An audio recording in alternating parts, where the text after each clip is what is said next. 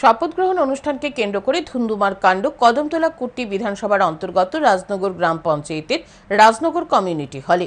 CPIM ও বিজেপির মধ্যে সংঘর্ষে আহত ৮ বিজেপি কর্মী সমর্থক। ঘটনার প্রতিবাদ জানিয়ে অভিযুক্তদের গ্রেপ্তারের দাবিতে কদমতলা থানা ঘেরাও বিজেপির।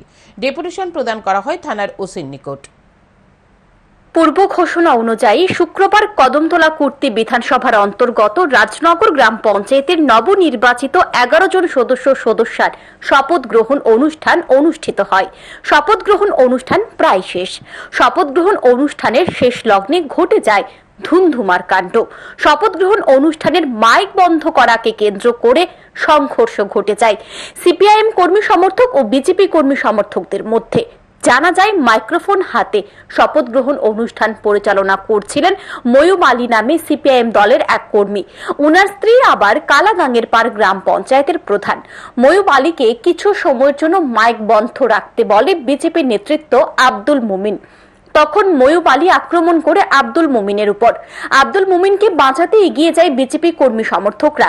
তখনই দুপক্ষের মধ্যে সংঘর্ষ শুরু হয়ে যায়। এতে আহত হয় বিজেপি কর্মী সঞ্জয় পাল, আব্দুল মুমিন, গৌর কুমার দাস, রত্নপ্রদীপ দাস, জামাল উদ্দিন, রাহুল দে, সুজিত দাস ও আফতার উদ্দিন।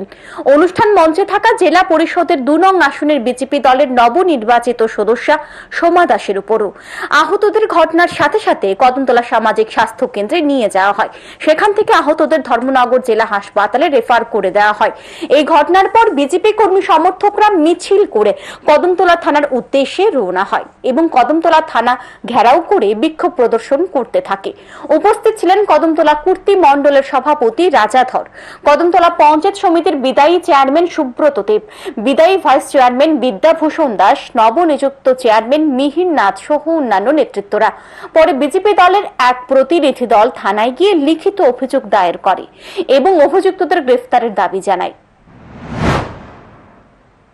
এখানে আরেকটি বিষয়, আমাদের জেলা পরিষদের সদস্যের উপরও শারীরিক নিগ্রহ সহ শ্লীলতাহানি ওনারা করেছেন। আমরা অতি সত্বর পুলিশ প্রশাসনের কাছে আমরা অনুরোধ করব, এই আজকে সংঘটিত ঘটনার জন্য তাদেরকে যাতে গুরুতর থেকে গুরুতর শাস্তি প্রদান করা হয়, এই দাবি নিয়ে আমরা কিছুক্ষণ সময়ের মধ্যে আমরা কদমতলা থানা আমরা ঘেরাও করব। বিজেপি ও সিপিআইএম কর্মীদের মধ্যে সংঘর্ষের জেরে বর্তমানে চাপা উত্তেজনা বিরাজ করছে রাজনগর গ্রাম পঞ্চায়েত এলাকায়। পরিস্থিতি নিয়ন্ত্রণে রাখতে আগামী দিনে পুলিশ কি ব্যবস্থা গ্রহণ করে, সেটাই এখন দেখার। Bureau report, news today.